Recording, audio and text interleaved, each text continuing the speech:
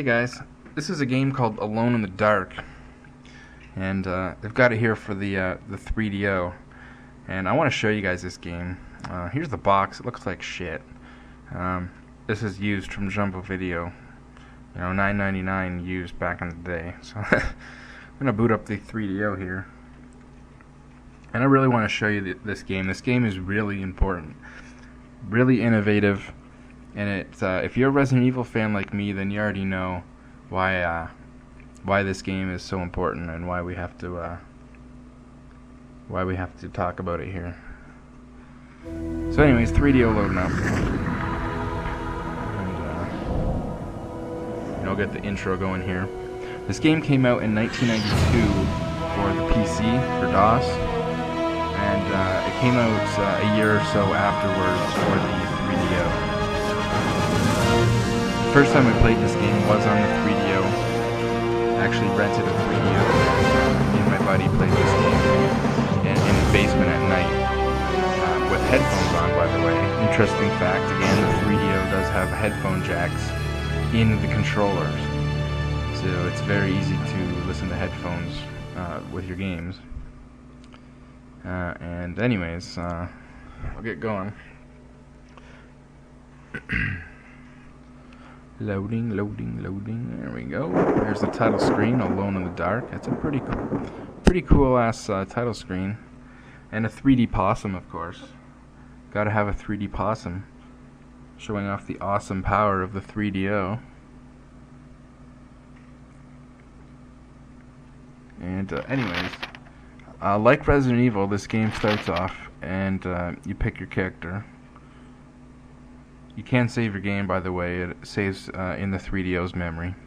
So here's the character select, male and female, on my just door, like Resident Evil. Dull brass I'm not sure if one character is easier than the other. I'm just gonna pick the guy here, and get going.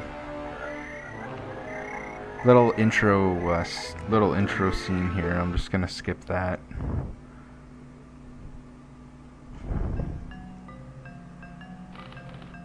So anyways, here's the game. Now, according to Wikipedia, this is the first game to use 3D characters. And, you know, 1992, I can believe that. And as you can see, just like Resident Evil, you've got pre-rendered backgrounds. You've got these bitmap backgrounds with 3D objects and characters over top. This is very similar to Resident Evil. You know, the characters, you and the zombies, and the objects that are movable, such as this chest, are all 3D objects. But anything else, pretty much the entire background, is pre-rendered. It's just an image. It's just a picture file. And you know, it allowed for this really good-looking 3D locations, very similar to Resident Evil. Now this game is very similar to Resident Evil. You basically walk around this mansion, you pick up items, and you fight zombies and zombie creatures. I'm not sure what this thing is. It's some kind of a retarded dog that stands up on its back feet. I don't have any weapons yet, and the controls are really laggy. They're a little worse on the 3DO too. Just the game does have a little bit of a slow response to it, and quite frankly, I don't know the controls for shit. I haven't played this game in so long. You know, it's been probably 8 years since I played this game, and I haven't pre-practiced. You know, with me, what you see is what you get. I usually don't edit anything. I pretty much just hit record and go. So, you know, I have no idea what I'm doing right now.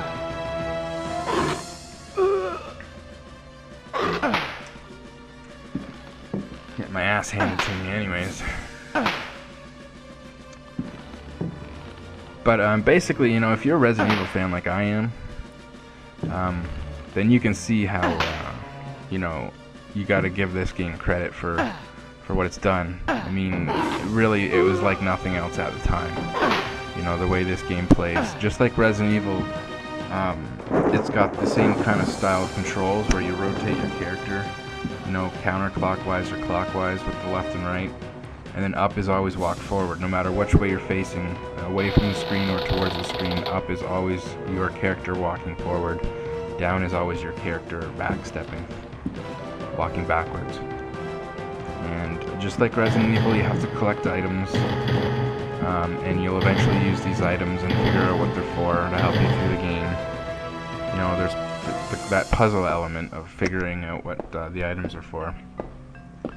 And then also, like Resident Evil, of course, you get different weapons. You know, you get a rifle eventually, and you get, I think you get a shotgun. That's a bow. I thought that was the shotgun, but that's a bow. And yeah, these controls, I'm telling you, you gotta get used to it. I'm just definitely not used to it.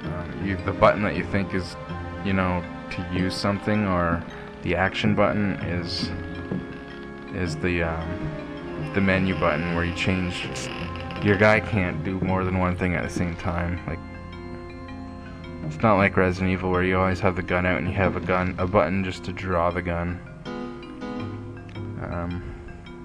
You've got to be ready to fight, for example, or you know, you've got to open or check or whatever. It's all done through the menu, which is a little tedious, but you know, basically Capcom took all the elements of this game, and basically everything. I mean, you're in a mansion, you're fighting zombies, pre-rendered backgrounds with 3D characters, getting weapons. They took everything that this game kind of, that these guys started, and they just improved it, you know. The controls weren't so laggy, you know, better cutscenes, a bigger budget, you know, Capcom bigger budget with Resident Evil. You know, this game was pretty much made by a few guys in their basement compared to Resident Evil. And I'm gonna try and attack this guy with the bow here. Doesn't seem to be working. I might need arrows, that might be the problem. Yes, I might. Yeah, you need arrows. I don't have any arrows for it, I guess.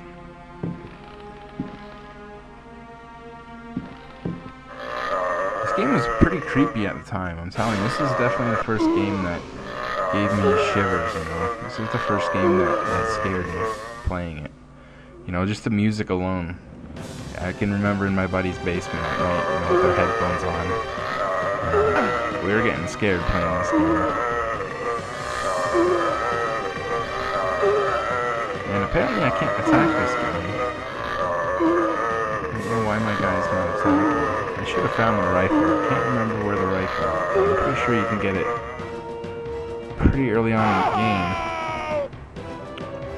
And I am dead. Just like that.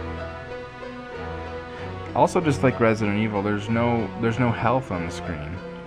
Ammo isn't on the screen. Nothing is on the screen. It's not like a video game, and that's the kind of thing that Capcom said with Resident Evil. Is it's not like you're watching a video game. It's like you're there in real life. You don't have, you know, a health meter in your view, and you don't have an ammo meter in your view. You gotta check your gun and see how much bullets are left, or keep track of it. And this game's the same way. They've done that kind of same thing there. I shouldn't say they've done the same thing. They started that thing.